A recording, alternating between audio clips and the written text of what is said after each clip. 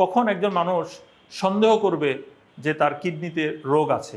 আসলে কিডনি রোগের সিমটম এমন যে এগুলি অন্যান্য রোগেও হতে পারে, অন্যান্য বিভিন্ন রোগে একই ধরনের সিমটম হতে পারে। যেমন আমি বলি, পায়ে পানি চলে আসা। তো পায়ে পানি চলে আসার অনেক কারণ আছে। হার্টের রোগ থেকে আসতে পারে, লিভারের রোগ থেকে আসতে পারে, কিডনি রোগ থেকে আসতে পারে, থাইরয়েডের রোগ থেকে আসতে পারে, বিভিন্ন ওষুধের কারণে আসতে পারে, বিভিন্ন রোগ থেকে পায়ে পানি আসতে পারে। তো পায়ে পানি আসলে সাধারণত সব ডাক্তাররাই কিডনি পরীক্ষা নিরীক্ষা করে থাকেন।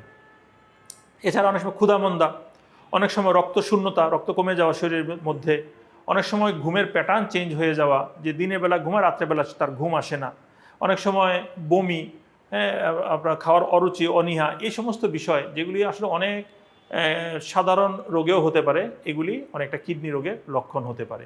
কাজে কিডনি রোগের আসলে সুনির্দিষ্ট লক্ষণ বলতে আমরা যেটা সবচেয়ে বেশি মিন করি যে শরীরে পানি চলে আসে, এটা কিডনি রোগের একটা বড় লক্ষণ। এছাড়া ছোট ছোট লক্ষণ যেগুলো আছে ওগুলি হলো কিডনির পরীক্ষা করে নেওয়া দরকার। একজন সুস্থ মানুষের আসলে বছরে 2 বার অন্তত ক্রিয়েটিনিন চেক করে নেওয়া উচিত, যে তার ক্রিয়েটিন ঠিক আছে কিনা, এবং ইউরিনের অ্যালবুমিন চেক করে নেওয়া উচিত। কিডনি রোগী সবাইকে যে আমরা যে পানির একই ধরনের পরামর্শ দিই তা না, কিন্তু আসলে এক এক কিডনি রোগীর এক এক ধরনের পরামর্শ। বিশেষ করে যাদের শরীরে অলরেডি পানি জমে গেছে তাদেরকে তো টোটালি আমরা রোজা রাখতে নিষেধ করবো, আমরা তাদের পানির ব্যালেন্স করতে হবে।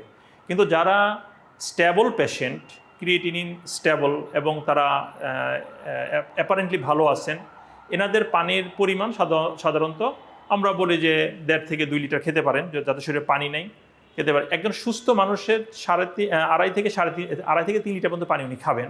কিন্তু যিনি কিডনি রোগ, ওনার প্রস্রাব কম হচ্ছে, তাহলে ওনার প্রস্রাবের পরিমাণ উনি পানি খাবেন এবং তার সাথে আরও 400-500 পানি যোগ করে খাবেন। আমরা অ্যাভারেজলি বলতে পারি বা গড় পর্দায় বলতে পারি যে 1.5 থেকে 2 লিটার পানি খেতে পারেন। এই পানিটা উনি ইফতার থেকে সেহরির মধ্যে খাবেন। দরকার হলে পানি উনি যখন তারাবি নামাজ পড়তে যাবেন সাথে করে পানি নিয়ে যেতে পারেন, অসুবিধা নেই। তো এর মধ্যে উনি পানি খাবেন। রোজায় যদি কিডনি ভালো রাখতে হয়, একটা কথা বলবো আমরা যে অপ্রয়োজনীয় খাবার দাবার, উদরপূর্তি খাবার দাবার, যেটাকে আমরা ফাস্টিং বলি, সেটা যেন ফিস্টিং না হয়ে যায়। আমাদের ফাস্টিং হয়ে যায় ফিস্টিং, আমরা ভোজ শুরু করে দিই। এই অপ্রয়োজনীয় খাবার দাবার আমরা অ্যাভয়েড করব, 1 নম্বর। 2 হইতেছে যে আমরা ওষুধ যেগুলি আছে ওষুধের ডোজ মেনটেন করে রাতের বেলা সময় মতো নিব, 2 নম্বর। আর 3 নম্বর হইতেছে আমরা রাতের বেলা একটু এক্সারসাইজ করার চেষ্টা করব। দিনের বেলা খালি পেটে এক্সারসাইজ করতে নিষেধ করা হয়, আমরা রাতের বেলা দরকার হলে এক্সারসাইজ করার চেষ্টা করি। যারা তারাবি নামাজ পড়েন তাদের আলাদাভাবে এক্সারসাইজ করার প্রয়োজন নেই।